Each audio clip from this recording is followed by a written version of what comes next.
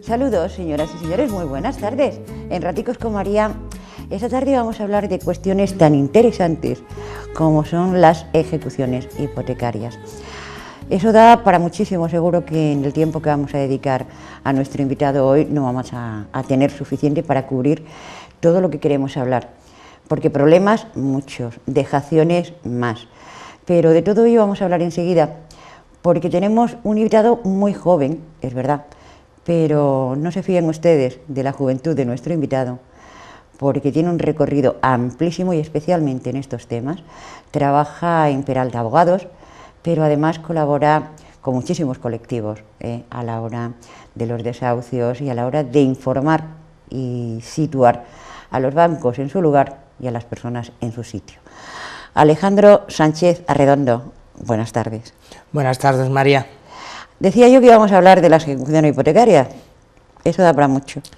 Es un tema que no da para solo una entrevista. Lógicamente. Pero también es verdad que tenemos que empezar por algo. Y hay que empezar diciendo que la legislación española no es la más adecuada para defender los derechos de las personas en esta situación. Hay que entender, la legislación española no se adaptó a una directiva europea que se llama Directiva 93/13, que dice que todas las cláusulas abusivas en un contrato deben de ser expulsadas de él. ¿Qué ha pasado?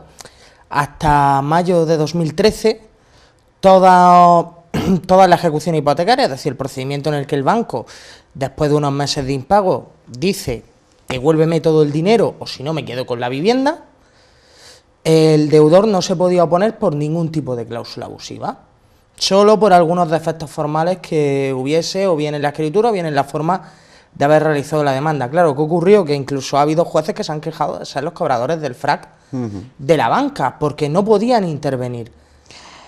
Pero, y permíteme, no sé cómo te va a sentar esto, pero es que lo tengo que decir porque hay que reconocer lo que hizo este hombre. Llega un cartero en su día y empieza a hablar de las cláusulas suelo. Y eso llega hasta Europa, Emiliano Domini. Y eso hay que reconocérselo, porque hasta ese momento aquí en Almería nadie, yo creo que no en Almería, en España, nadie había hablado de las cláusulas suelo. Emiliano Domini fue de las primeras personas en Almería. De hecho, cuando yo empecé a trabajar con colectivos por vivienda, me lo encontré allí y hizo que me interesase también por el tema. Y la verdad es que sí, él fue el primero que abrió todo el camino de las cláusulas suelo y las cláusulas abusivas en Almería. Siempre, y que además con Emiliano yo en lo personal tengo una muy buena relación. Pues yo también, pero independientemente de todo eso, yo es que creo que hay que reconocer que los almerienses empezamos a abrir los ojos y a creer que podíamos luchar contra la banca a partir de ahí, a partir de que alguien nos dijo, mira, por aquí hay una vía. Cláusula suelo. Después de mucho pelear, después de mucho luchar, pues llega el Supremo y reconoce que la cláusula suelo es una cláusula abusiva, pero lo reconoce a medias. A ver, el reconocimiento, el problema que hubo con esa sentencia de cláusula suelo fue, hay que entenderlo por así decirlo, en el tema jurídico hay dos tipos de acciones. Una que la pueden realizar los consumidores y otra que la pueden realizar personas individuales. ¿Qué pasa? Que esa sentencia de cláusula suelo lo realizó una asociación de consumidores, se llama acción de cesación, quiere decir que dejen de utilizarse esas cláusulas, pero lo que no se podía pedir era lo que decía el Supremo, la retroactividad. Aparte, el Supremo se justificaba en unos criterios que no son más que criterios jurídicos, por lo menos yo los considero unos criterios político-económicos. Son políticos, económicos, y además la banca estaba detrás ahí diciéndole lo que tenían que hacer. De mercado. Y sí dijo que si no se cumplían, si había falta de transparencia a la hora tanto de incorporar esas cláusulas como a la hora de hacer el control de transparencia, es decir, comprobar que se ha informado suficientemente bien de la existencia de esa cláusula y lo que afectaba, se podía considerar abusiva y por tanto eliminarse del contrato, pero en esa sentencia no se daba la retroactividad total. No fue hasta 2015 cuando reconoció que había retroactividad, pero solo desde que publicaron la sentencia de 2013. ¿Qué ha ocurrido ahora? Esa cuestión ha sido recurrida en Europa, Y Europa estamos esperando la sentencia porque nos da la razón. Si algo es ilegal, si algo no está bien, es desde el principio. Y si esa cláusula es nula desde que se firma la escritura. Claro, de hecho, Europa, en la Directiva 93/13, dice que si una cláusula es nula se debe de expulsar del contrato como si nunca hubiera existido. Y en nuestro derecho civil, lo que dice el Código Civil es claro. Si una cláusula es nula, las dos partes de la relación deben de devolverse mutuamente lo que se hubiesen prestado.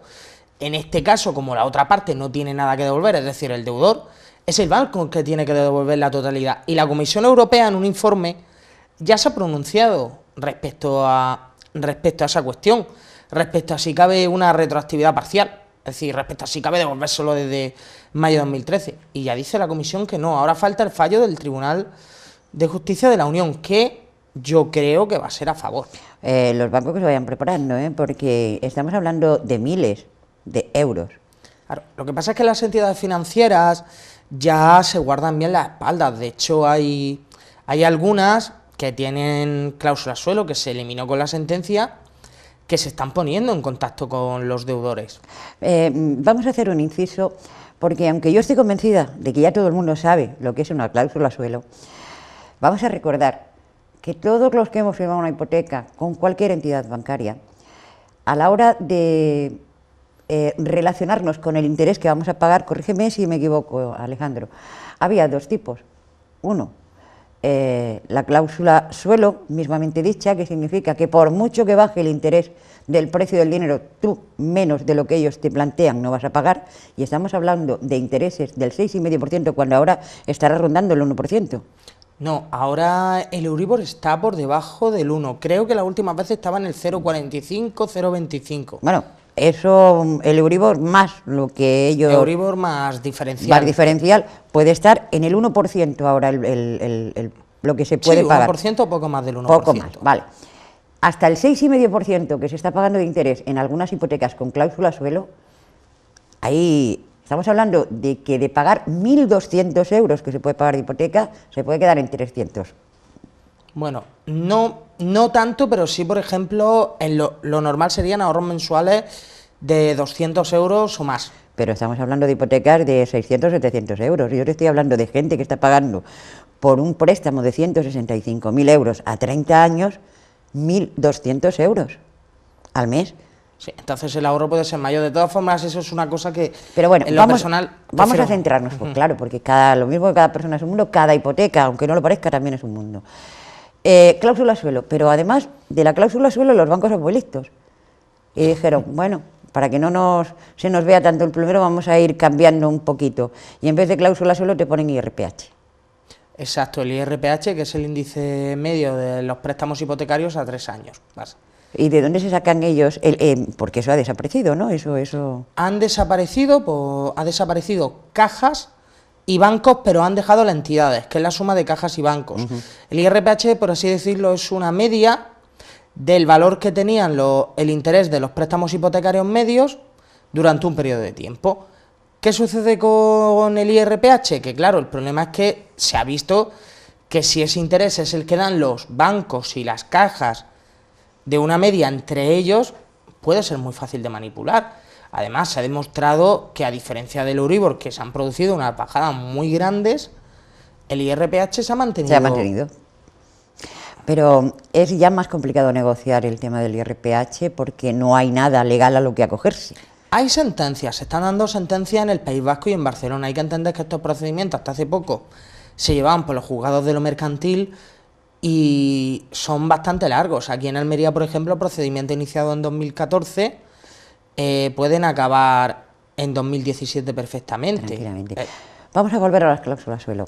Insisto, aunque yo creo que la gran mayoría de almerienses, nos ceñimos a Almería porque es lo que nos duele, lo que nos interesa, ya saben lo que es una cláusula suelo. Yo sé que hay muchísimos todavía que no le han pedido a su entidad financiera que les devuelva lo que les ha cobrado de más. Es verdad que se ha aplicado la nulidad de la cláusula suelo, es decir, ya no la están pagando, pero no les han devuelto ni un céntimo. Yo creo que ahora, en el momento en el que estamos, es bueno, porque ahora vamos a hablar del por qué. Porque una vez que tú pides que te devuelvan lo que te han cobrado de más, el banco te lo devuelve, tú firmas y estáis en paz. Pero el banco te devuelve lo que le dice el Tribunal Supremo, es decir, desde 2013 al 2015, ni un duro más, o ni un euro más.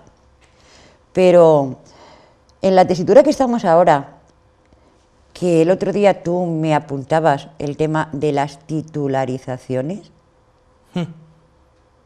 eso implica, o incluso cuando el Supremo determine la sentencia que venga de Europa, diga, no, no, mire usted, esto es con efecto retroactivo y tienen ustedes que abonar desde el primer euro que han cobrado de más en la firma de la hipoteca hasta el 2015 que les han abonado la diferencial que lo haya abonado.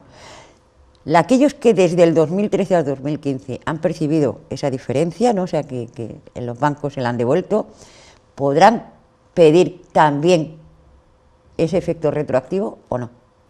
Siempre que no hayan firmado una cláusula que les impida una acción judicial posterior. Aquí hay que entender una cosa, la entidad financiera cuando ofrece un acuerdo, cualquier acuerdo ofrecido por una entidad financiera va a ser el más beneficioso para la entidad. Hay que entender algo, y es muy importante que lo sepan todos los televidentes, y es que la persona que trabaja en el banco, aunque sea una persona de confianza nuestra, aunque sea una persona con la que nos llevamos muy bien, es un profesional que trabaja para el banco, es decir, su sueldo depende de la entidad financiera, y una persona probablemente con mujer, hijos, una hipoteca también, por lo tanto va a velar por el interés de la entidad. Va a preservar su puesto de trabajo, por decirlo de alguna manera. Exacto, va a preservar su puesto Aparte de de que trabajo. los bancos también son muy bordes, permíteme, tú no lo dices, pero lo digo yo, y es que en las entidades financieras, en las sucursales, que es a donde nosotros vamos, se trabaja con incentivos. Y desde arriba le dicen al director de la entidad, tienes que hacer tantos seguros, tienes que hacer tantas cuentas nuevas, tienes que hacer tantas hipotecas, y si no cumples, pues te vas a la calle. Son los incentivos. Y eso hay que saberlo, o sea que cuando el director del banco va a darte la palmadita a la espalda, te está engañando. Algo quiere de ti. Regalarte no te va a regalar ni un bolígrafo, porque hasta los sellos te los cobran. Aquellos que todavía no han negociado con su banco y están pagando cláusulas suelo, que los hay, aunque tú me dices en muchas ocasiones que la gran mayoría de entidades financieras están acogidas al Código de Buenas Prácticas, yo pienso que eso del Código de Buenas Prácticas no deja de ser una palabra porque no hay nada que les obligue a cumplirlo. No, sí lo hay. Toda entidad acogida al Código de Buenas Prácticas Bancarias, hay que entender que el Código de Buenas Prácticas se publicó casi al mismo tiempo que con la sentencia de la cláusula suelo. Es un código al que están acogidos la mayoría de entidades financieras, falta algunas entidades de crédito, tipo financieras, por ejemplo, hay algunas que no están acogidas, pero la gran mayoría de grandes bancos que hay en España están acogidos a ese código. Ese código obliga a que en caso de impago se lleven a cabo diversas medidas para evitar llegar a un procedimiento judicial a personas que peligro por lo del procedimiento extrajudicial, muy peligroso. Judicial y extrajudicial.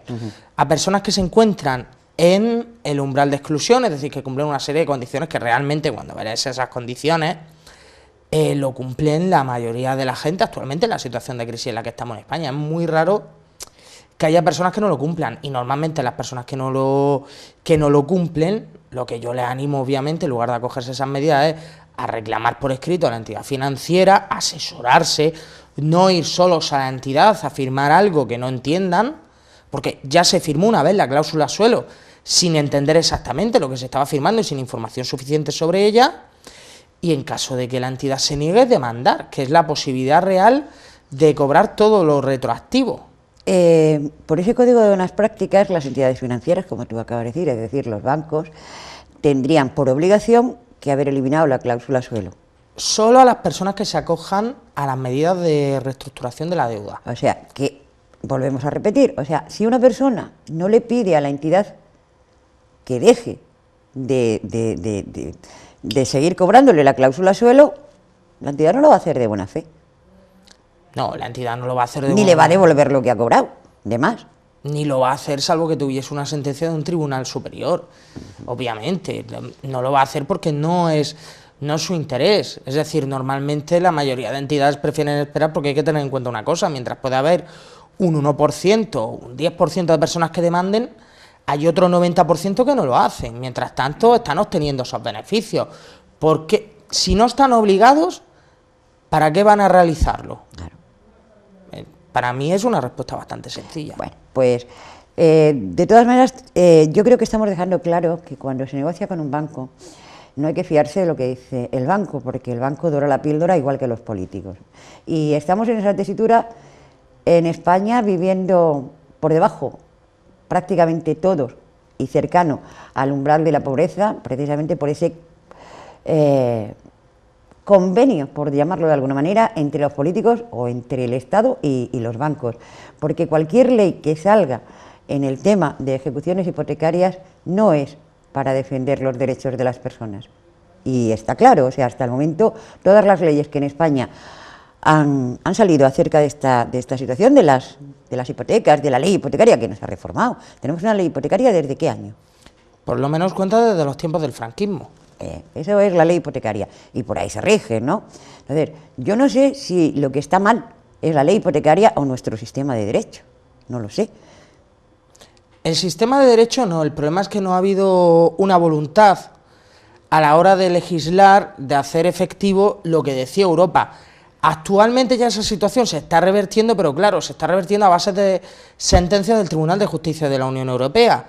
Es decir, con la Ley 1/2013, por ejemplo, ocurrió una anomalía jurídica, que era que cuando tú ibas a un pleito, porque el banco te había demandado por no pagar, y tú alegabas cláusulas abusivas en el contrato, si ganabas ese pleito, el banco podía apelar esa decisión a la audiencia provincial.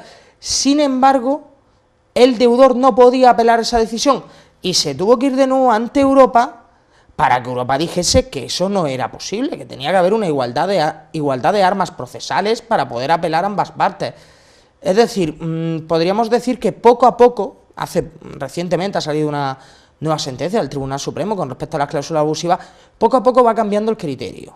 Va cambiando, pero de una forma muy gradual. Esto empezó en el 2000, cuando empezó la crisis, en 2010, 2011 y 2012.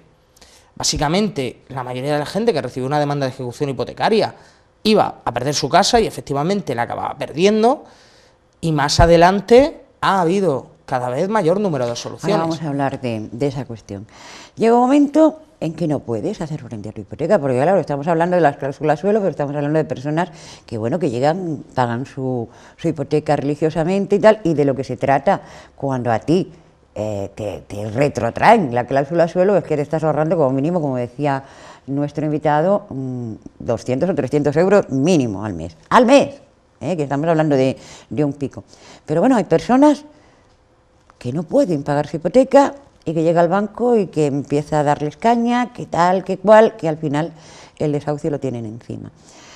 La gente se asusta, es verdad que yo conozco a muchas personas que antes de llegar a esa situación han dejado la vivienda y se han marchado, le han dado las llaves al banco, se han ido, van a tener una deuda ahí para toda la vida, que eso hay que decirlo, pero eso es precisamente lo que nosotros queremos evitar, intentar que todos aquellos que nos están viendo y escuchando sepan que siempre hay una manera de defenderse, que la peor manera de perder una vivienda es no hacer nada. ¿Llevo razón o no? Exacto, el mayor error que tienen las personas, principalmente cuando le llega la demanda, es abandonar la vivienda. Hay que entender que un procedimiento de ejecución hipotecaria puede durar años. Años. De hecho, yo conozco una persona que lleva con el procedimiento 11 años ya, 11 años, y todavía sigue en su casa. De hecho, acaba de ganarle un recurso a la audiencia provincial y es posible que la acabe recuperando. Ha habido casos en los que se ha parado subastas y además, justo cuando te demandan, hay que tener en cuenta que un elemento de lucha contra el banco, un elemento para conseguir un objetivo, ya sea una dación en pago o una reestructuración o una quita, es la vivienda. Es decir, partir de la base de que el banco lo va a tener muy difícil para desahuciarte. ¿Qué hay que hacer? En ese momento hay 10 días para oponerse a la demanda. Una vez te llega, hay dos formas de hacerlo, o bien mediante un abogado profesional en materia hipotecaria, o bien solicitando justicia gratuita, y mientras la solicitas ir al juzgado informando de que se ha solicitado para parar el procedimiento y hacerlo mediante abogado de oficio. Pero es esencial esos 10 días que mucha gente recibe lo que se llama popularmente en las plataformas el tocho, porque son un buen número de documentos entre los que está la demanda, la escritura de hipoteca y otra documentación adjunta, cogen a veces y lo tiran a la basura. No, vamos a ver, aquí está claro una cosa, hay un problema. Y el problema hay que intentar solucionarlo. Porque los problemas lamentablemente no se van a olvidar de ti. Y menos un problema que tengas con un banco. Y lo que tienes que hacer es luchar para solucionarlo. En este caso lo que hay que hacer es asesorarse, siempre ir bien asesorado. Y sobre todo esos 10 días... Para eso estáis vosotros, para eso está tu despacho ahí, Peralta Abogados, pero insisto, o sea, no se dejen ustedes llevar por la juventud de Alejandro, que lleva en su haber algo así como 50 casos ganados, y lo digo de buena tinta. 50 casos ganados con reestructuraciones de deuda, daciones en pago y alquileres de hasta 20 euros. Vamos a hablar de todo eso, Alejandro, porque me interesa muchísimo que la gente sepa que lo último que tienen que hacer es abandonar su casa y tirar la toalla. Hay que seguir luchando. Por mucho carta del juzgado, Por cierto, vamos a hacer esa diferenciación porque tú ayer, bueno, hace unos días me lo comentabas. La diferencia de que te llegue el desahucio a través del juzgado o por el contrario que sea a través de un notario. El problema de esto es que yo recomiendo cuando se llevan varios meses de impago, se puede demandar el banco puede demandar a partir de los 3 meses. Es fundamentalmente que cuando llega una persona a la vivienda, porque hay una costumbre que hemos perdido, que antiguamente se hacía mucho, cuando nos llamaban por teléfono o tocaban a la puerta, ¿Quién es? Preguntaban, ¿está María? Y la gente respondía, ¿de parte de quién? Pues aquí lo mismo, si llega una persona con un conjunto de papeles, hay que preguntar quién es y de parte de quién. De parte de quién viene, porque puede ser, actualmente las demandas de ejecución las están notificando los procuradores del banco, o puede pasar otra cosa, que es mucho peor, porque al final si llega un procurador del banco, se puede recoger la notificación, firmarla o no recogerla en ese momento, pero ir unos días después al juzgado para recogerla, porque si no la van a colgar en el tablón de anuncios del juzgado y todo el procedimiento va a pasar sin que nos demos cuenta hasta que nos desahucien.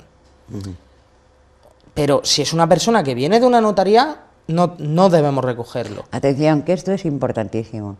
Si esa notificación viene a través de una notaría, no hay que recogerla. Y ahora nos explica Alejandro por qué. Hay un procedimiento, además del procedimiento de ejecución judicial, está el procedimiento de ejecución extrajudicial. Es un procedimiento que permite al banco subastar la casa mediante notario. Es un procedimiento en el que la defensa jurídica es prácticamente inexistente. Claro, ¿qué ocurre y cuál es la forma de paralizarlo? La mejor forma de paralizarlo es informar al notario que va a realizar esa ejecución, ya sea principalmente por escrito, aunque también es recomendable personarse en la notaría, y decir que se va a demandar a ese banco, se va a demandar por cláusulas abusivas. Especialmente hay que demandar la cláusula que permita al banco ejecutar extrajudicialmente. Alejandro, nos queda tan poco tiempo que me da muchísima pena, pero bueno, esto se tiene que repetir. Tenemos que hacer otra entrevista más, porque se nos va a quedar mucho en el tintero. De alguna manera, así rapidita. Dación en pago, reestructuración, quita. Para mí depende del caso. Vamos a ver, la dación en pago se ha vendido como la panacea. Se ha vendido como la solución a todos los problemas. Y yo tengo una cosa muy clara. ¿Por qué una persona a la que le quedan de 120.000 euros, 20.000 euros de deuda, va a hacer una dación en pago después de todo lo que ha pagado? Es decir, ¿por qué va a coger? Sí, se va a quedar sin deuda, pero si es que ya se iba a quedar sin deuda. Si ha pagado buena parte de la hipoteca. Existe la medida de la reestructuración de deuda que permite durante 5 años pagar muy poco dinero, alargar la hipoteca en el tiempo y además inaplicar, que no es lo mismo que anular, pero dejaría de aplicarse la cláusula suelo en tiempo indefinido. Es decir, hemos tenido casos en el despacho y he visto casos también en movimientos sociales de gente que está pagando a lo mejor 20 euros al mes durante 5 años por su hipoteca, lo que les permite realmente una recuperación económica, porque el objetivo al final es que las personas puedan conservar su vivienda. Hay un derecho constitucional a la vivienda. Por lo tanto, hay que evitar un poco esa obsesión que hay por la dación en pago, que yo hay casos que los veo bastante bien, gente que lleva a lo mejor 5 o 6 años pagando la hipoteca y todavía le quedan, la mayoría de lo que han pagado son intereses, personas jóvenes, personas que van a tener una segunda oportunidad y que pueden aprovechar para hacer su vida, matrimonios, por ejemplo, donde haya habido un divorcio y deseen una dación en pago para no tener nada en común. Es decir, hay algunos casos en los que sí, y la quita es otra buena opción, es una reducción de lo que queda de la hipoteca del 25%, lo que pasa es que eso es voluntario de la entidad financiera, mientras que por el Código de Buenas Prácticas, reestructuración y dación es de carácter obligatorio para el banco, la quita no. Y nos encontramos con el caso curioso de que la mayoría de las entidades financieras están prefiriendo hacer daciones en pago a hacer quitas de capital. Eso es interesante. Por último, y esto lo vamos a tocar así muy de pasada porque la próxima vez que vuelvas sí que vamos a hablar de las titularizaciones de las hipotecas, algo novedoso, y lo decimos así abiertamente porque todavía incluso está investigándose hasta dónde se puede llegar y dónde se podría llegar, pero a grandes rasgos, dinos de tus investigaciones, ¿qué has descubierto? Básicamente esto, además de estarlo investigando personalmente yo, lo estoy investigando con un compañero de un movimiento de roquetas, de estos desahucios roquetas, y el descubrimiento es apasionante. Básicamente, durante todos estos años de burbuja inmobiliaria, hemos entendido que normalmente el banco, cuando tú hacías una hipoteca, te daba un dinero, y después, cuando dejabas de pagar, le debías ese dinero. ¿Qué ocurre? Que realmente la mayoría de estos bancos han transportado ese dinero, porque, ojo, el dinero que pueden prestar los bancos es limitado. Es limitado por un sistema que se llama de reserva fraccionaria. Es decir, el banco tiene un límite al dinero que te puedes prestar. ¿Y qué hacían para evitar alcanzar dicho límite? Pues cogían todas esas hipotecas y lo metían en una figura jurídica llamada fondos de titulación, que es, por así decirlo, como si en una casa tuviésemos una caja fuerte. Pero ¿qué pasaba? Que después de transmitir esos fondos de titulación, llegaba otra figura jurídica que se llama el bonista y compraba esas hipotecas. ¿Qué ha ocurrido? Que un gran porcentaje, siendo conservadores, podríamos decir un 60% de las hipotecas que hay en España han sido titularizadas. Es decir, ya no es propiedad del banco y sin embargo el banco produce la ejecución como si fuese el propietario de esa hipoteca. A grandes rasgos, para que la gente nos entienda, si esto sale para adelante, y va a salir, va a significar que muchas de las ejecuciones hipotecarias, de los desahucios que ya se han cometido en fraude de ley, porque la entidad financiera o el banco no es el titular de la hipoteca. ¿Digo bien? Sería una figura llamada fraude procesal, que es en cierta medida, haber engañado al juez para que realice ese procedimiento, porque claro, hay que entender que un juez, cuando ve la demanda ejecutiva y comprueba que en la nota simple aparece que la hipoteca está a nombre de una entidad que es la misma que está reclamando el dinero, sobreentiende que debe de ser el legítimo propietario. Puede ser, después de pedirle que realice un trabajo de investigación, porque eso lamentablemente solo pueden hacerlo los juzgados. Los juzgados. Porque nosotros hemos intentado acceder a esa información y está siendo prácticamente imposible. Aún seguimos investigando con una persona que se ofreció voluntaria y estamos tocando todos los puntos, desde Comisión de Mercado Nacional de Mercado de Valores, el banco... Bueno, pues esto es tan importante, corrígeme si me equivoco, Alejandro, que posiblemente la gran mayoría de desahucios que se han llevado a cabo en España no estén en situación de haberse llevado a cabo. Sería un fraude, como dice Alejandro, un fraude procesal, pero es que además sería un fraude de ley tajante y cantante, además, que canta mucho. Y no tenemos tiempo para más, pero de la próxima ocasión que vengas, Alejandro, tenemos que hablar de este tema. Me parece importantísimo, de los avances que hayas logrado tú, tu compañero, y lo que se esté haciendo fuera de Almería, que yo creo que también están también por esos derroteros, porque ahí sí que sería un pelotazo demostrar que se ha engañado a la justicia y que las entidades financieras lo saben, porque no creamos que las entidades financieras no tienen a los mejores abogados, que los tienen. O sea que cuando hacen algo saben perfectamente lo que están haciendo. Bueno, depende, hay compañeros, hay de todo en el lado contrario con la banca. Muchas veces son despachos de bastante prestigio, pero ya depende del conocimiento. Hay que entender muchas veces que lamentablemente cuando se llevan tantos temas a veces se tiende a tirar más de modelos que de pensar exactamente cómo realizar esa demanda. Dedícate en cuerpo y alma tú a investigar esto de las titularizaciones, porque es importantísimo. Aviso navegantes, esto podría significar lo que les acabamos de comentar, que gran parte de los desahucios que se han ejecutado en España sean ilegales. ¿Sí o no? Sí. Pues un placer. Y igualmente. a ustedes, pues nada, intentar cada tarde en estos raticos con María, por lo menos que estén al tanto y al día de las cosas que más nos atañen. Y las negociaciones con los bancos, desafortunada o afortunadamente, nos atañen a todos. Gracias por estar ahí.